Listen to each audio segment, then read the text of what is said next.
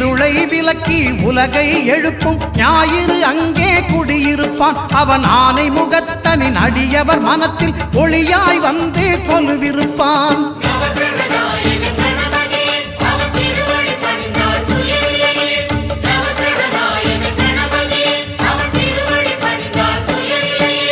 ஒன்பது கோளும் ஒன்றாய் காண